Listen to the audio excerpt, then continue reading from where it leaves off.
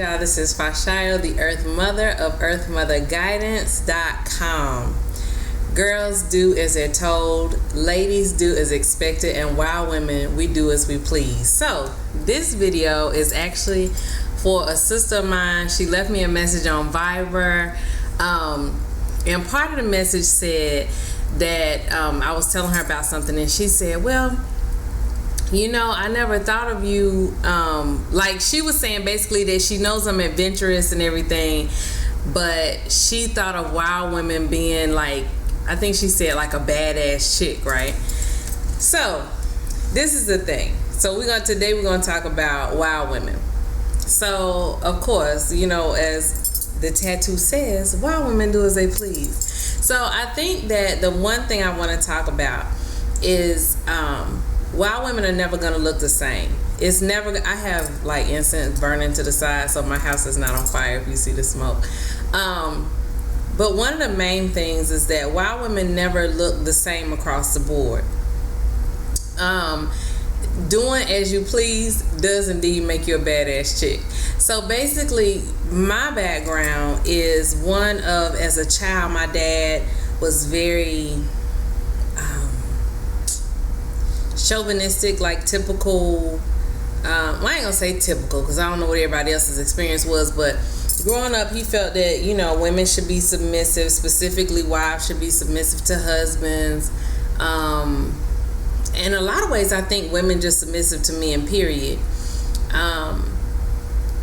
He had a need to attempt to control me and people, but you know, I'm telling my experience. So he wanted to constantly attempt to control me. He wanted me to essentially be the opposite of what I've always been. So, and I told y'all the story of, you know, when the true war started between us was when he looked at me, you know, with this very serious, you know, like glare, and he was like, "I'm gonna break you," and I was like, let the games begin. You know, I was pissed off, yeah, of course, but I was like, nah, never. And for me, in my heart, in my mind, in my spirit, that's when the war started. Like, you know, before it was kind of a, you know, back and forth, I guess typical rebellion between father and daughter. I don't know what typical is, but that's when the war started. So basically, when we think of wild women, and I can look at women around me. For instance, one of my sisters' godmother is an initiated priestess, multiple priestess roles or whatnot. Yanifa, but at this point is not a part of a collective official Ile.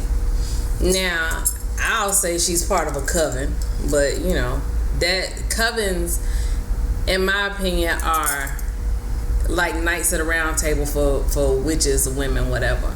It's all equality. It's a sister cipher. It's a circle. There's no one that's above the other. And so that's one example. So yeah, because you know, to be like, well, you're part of a religion.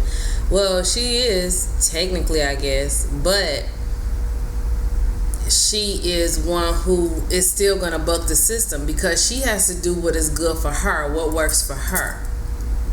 And does not have a problem with I hate the word humility, but respecting those who deserve respect. No problem at all. However, just submitting for the point of submitting, no, we don't do that. Then I have my other sister who I spent the weekend with, who is responsible for these lovely, you know, carry-on luggage bags I have in my house. Her wild womanness, for me, my experience with her, manifests in, she's like the embodiment of all who wander are not lost. I always say that she has roots like moss, and if you know anything like moss, you know moss has no true roots. And she's almost like a go as I please wander as I please, wild woman. And I'll say for me, a lot of my do as I please is not, cause I don't know, and I should have asked before I did this video, but I wanted to just do it without a whole lot of input, cause I wanted to be more of what I think. For me, a lot of my wild womanness is not loud, it's not boisterous, it's not beating my chest, it's none of that. It's because I know what I'm gonna do and what I ain't gonna do. It's no need me being loud about it. It's no need in me being, badass shit. I don't have to do that, because what I say will be. If I am not gonna follow your lead, I'm just not gonna follow your lead. I met somebody recently who, let me move this because I don't even know if y'all can see me. I met somebody recently who is a spiritual worker or whatever, shaman. I don't know what she calls herself. But anyway, I was gonna get some work done, and I hope y'all can still hear me. I was gonna get some work. I was gonna get a kind of like a test reading. I was gonna get a test reading. Those little 15-minute ones or whatever. And so she basically was like, no, because, and gave me the reason or whatever. Well, I know what I was supposed to do. You telling me that's not what I'm supposed to do.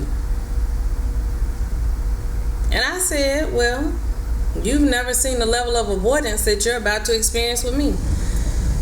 Because I won't be controlled. I don't have to be loud. I don't have to be boisterous. It doesn't have to be any of that. I don't have to do all that. I'm just not gonna do it. I'm not gonna. And a lot of mine also manifests with spiritual stuff, with religion, things like that. At this point in my life, I'm going to say that the way people talk about submission generally, and we can have the whole argument about if it's a mutual submission and it's, okay. But most of the time people say submission, it means that you're submitting to somebody who's the head. That's generally what submission means, because if you think about, in order to submit, to go under, we can't both go under. Now we could, I guess, submit to each other at different points in times, but that sounds more like partnership than submission, so whatever. So I can honestly say at this point in my life, I can't really see there being a time where I submit to anybody. Now we can be partners, we can discuss, we can work together, we can do all of those beautiful things, but I will not submit. You can teach me. I'm willing to learn, but you need to be willing to be taught too. Because one thing I have learned recently is that everybody comes to the table to be taught and to teach. But there's no one person who's like the teacher. Any real teacher would tell you that anybody who thinks that is a fool. Because there's no one who has learned so much that they no longer need to be taught. Wild women know this. So I'm not gonna come to any situation ever again where I submit my will to the will of someone else. I will never go against spirit. My spirit, when I say spirit, not some thing out there. The spirit of divinity inside me. I won't ever go against that again to submit to somebody else. I will never submit even my brain, meaning ignore my logic, ignore what I know I see with my eyes to, because, I trust it. No. I will never cut off and make myself small again. I will never, even with readings and stuff like that or whatever, I will never, ever again do things like pretend like something was what it wasn't.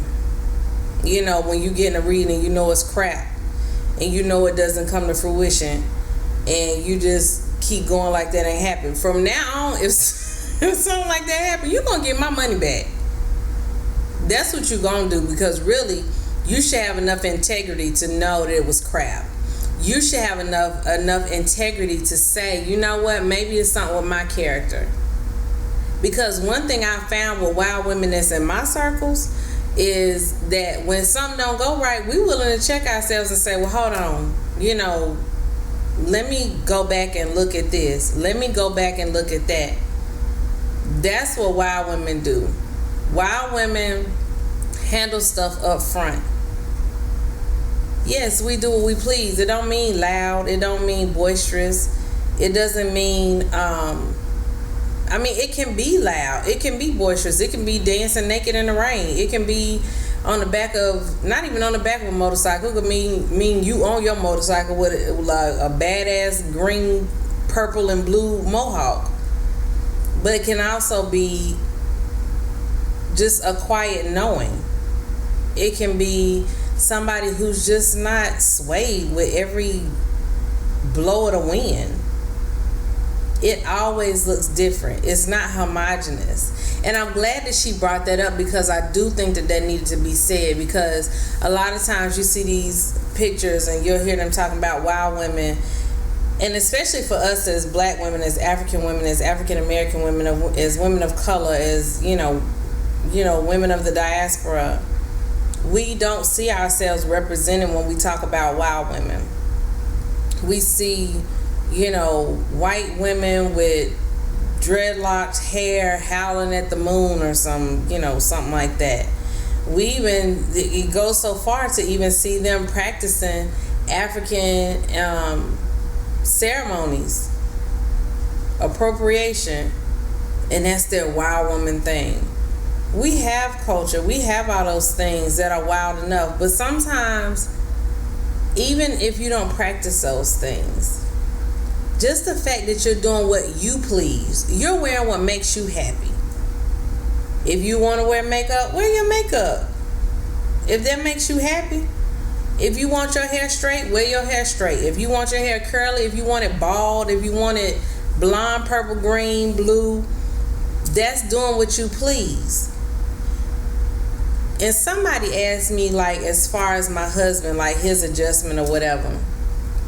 And I usually give an answer similar to this.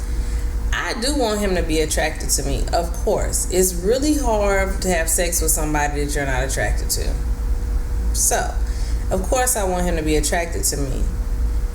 But am I willing to not be me? Hell no. Sure ain't. Not even a little bit. Because I'm also wild enough to understand that sometimes people grow apart.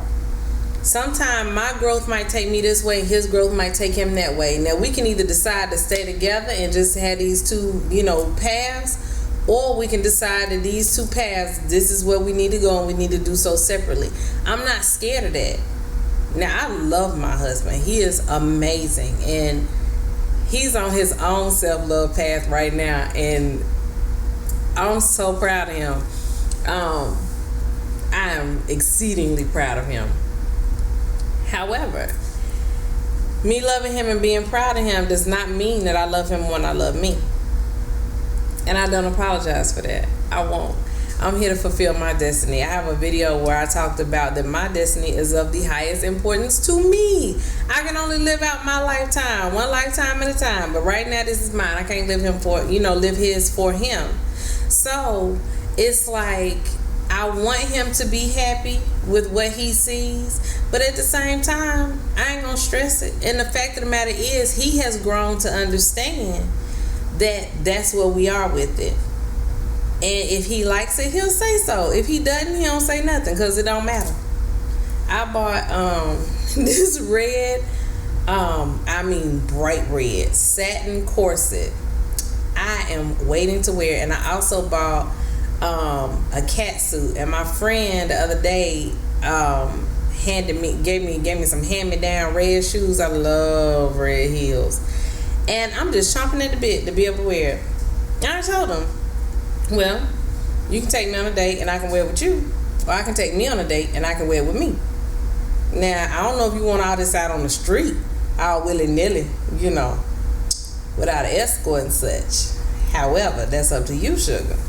Because them clothes gonna see the outdoors, believe that. Because that's what I want to do. At my age, should I be wearing a red satin corset? If I want to. Should I be wearing a catsuit? If I feel like it. Should I be wearing these hot mama red pumps? Yes, because I'm grown and I'm wild. I have I'm trying to find the right wording. So we'll say had to, I was tricked into, I was convinced to, I was pressured to, I was oppressed to, not be wild all my life. The word for my wildness when I was younger was rebellion, that I was rebellious. Probably. That's fine. But I'm cool with it. It's like, because I had to ask myself, so at what age am I going to start seeing myself as an equal, as a peer with everyone else? At what age am I going to stop making myself small? At what age am I going to stop acting dumb, like I don't know stuff in front of people to make them feel smarter? At what age am I going to stop? Like, for real, like when you going to get tired of that?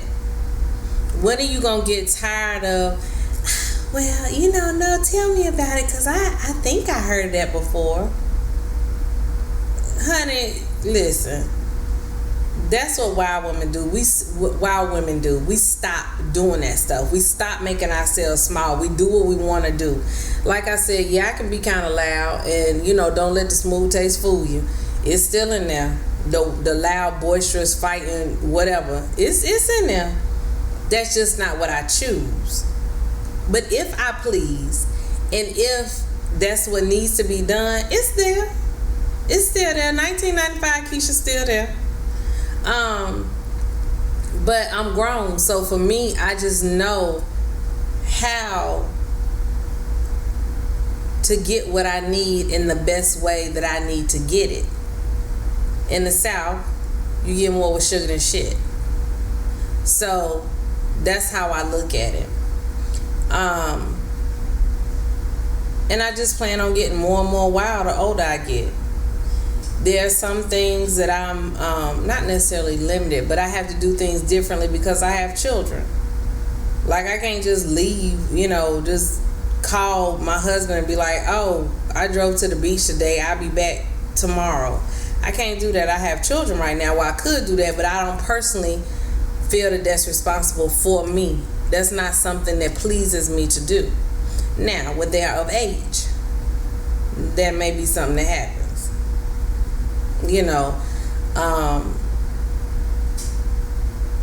But I just want y'all to really know and understand that if you are making your choices based on what you want to do, if you are making decisions with your pleasure, with your bliss, with your desires being at the front of those decisions. And I mean, I'm all for marriage and happy marriages and all that, but listen, especially as women, we gotta be real careful with, what my husband said. My husband want me to. My husband desires that. Okay, but just be careful that you're not putting yourself on the back burner. If that's something that y'all have decided on, that's great. But for me, that's something that we have to be really careful about, putting ourselves on the back burner and calling it deep and calling it spiritual and calling it, love even. Self-love is the first and foundational and most important love of them all. There is no love above self-love. None. Because anything that causes you to have to put your self-love second, it's a problem. It's an enemy. It's a predator. It's an oppressor. It's a depressor. No, we don't do that. Yesterday, I had some stuff going on. Me and my sister, Nina, we was having to work on some things. We had a lot of lessons that we got put in a situation that we had to learn together. And first I was like, we really got our asses whooped with this situation. But then, as usual, we pulled out. You know what I'm saying? We pulled out. We did that. That was how we did that. Wild women, you know. But it was like, one thing that I also noticed was I was trying my best to still make this be a self-love day. Mondays are my self-love days. So I was still like, you know, trying to get my energy together, trying to get just trying to get my energy back right, you know, to love on myself or whatever. I just could not get myself together. Then I didn't protect my self-love day because on my self-love day is literally I do what I want to on that day, and I ended up not protecting it. I did some stuff that was helping other folks, you know, and I didn't get my self-love first, and I had to do as I please, which yesterday meant it shifted from a self-love day to a self-preservation day. It might have been an other people preservation day because I was trying to keep from cutting somebody, because it got ugly for a second there. And so tomorrow is gonna be my self-love day. And the thing is that people are going to respect it because I have learned to respect it. Another thing with wild women is that because we understand the fundamentals of self-love, the foundation of self-love, self-preservation, and self-awareness, self-acceptance, is that you have to set boundaries. I mean, for a lot of women, that's a big issue. So when you talk, that's something that's badass, being able to do that. How many people don't have boundaries? How many times have you let somebody encroach on your borders, you know, of your self-love, your self-preservation, your self-awareness, and self-acceptance? How many times have you let somebody step their pinky toe over that line and you didn't stomp that thing off? How many times does that happen? So it's gonna look different on everybody. So what I want y'all to do is think about what it looks like for you. What does your wild woman look like? What do you wear that makes you feel like, or what do you not wear? I've been meeting a lot of sisters lately that don't wear drawers. They don't wear drawers and they don't wear bras, and that's what they wild woman look like. I done met some that don't shave. That's what they wild woman look like. Some just will not wear makeup. This is, you know, just how I look. That's how theirs looks. Others love it.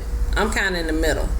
I like my lip gloss and I like my eyeliner and all that kind of stuff. But now, when I'm real wild woman, yes, the lips must be accentuated with, I call them hooker reds.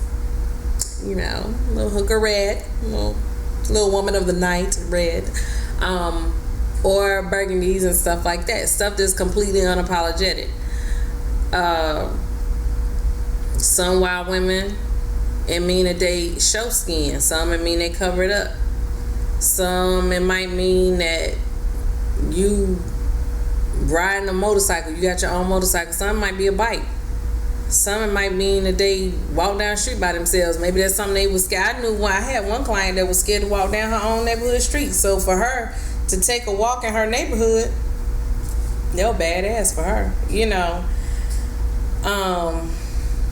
Some it could mean that they own snakes. You know, it could mean that they own a pit bull. Some of them it might mean that they travel the world. Some it might mean that they stay grounded and they do healing work in their homes. It's all kinds of things. And they're all badass because it means that they're all doing as they please. That's the only prerequisite, is that you have to be willing to do what you please. You have to love yourself above all else. So for most women that I know, a true deep self-love, that is badass. So thank you all so much for watching. I hope this clarifies some stuff for everybody. I hope that you're able to fully embrace your wild woman, whatever she looks like. that primal person that you are, that, you know, she might wear heels, she might wear sneakers, she might be barefoot in the grass, whatever, she might be all three.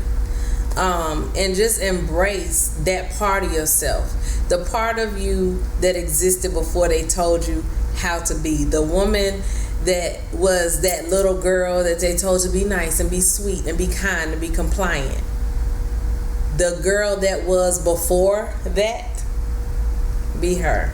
Remember who she is. Commune with her. Meditate on her. Embrace her. Go climb a tree. Go hug a tree. Go lay in the grass. Go dance, entirely too hard for no reason. Whatever that is for you, go do that. Okay? So that's your Wild Woman video. Okay? I hope you enjoyed it. Thank y'all so much for watching. Go over, check out my website. Again, it's www.earthmotherguidance.com. And I'm on Facebook by the same name and Instagram by the same name. If you want to check me out, see what kind of services I offer, let me know what you need. Because I'm here to serve you with my wild ass. Love y'all. Double.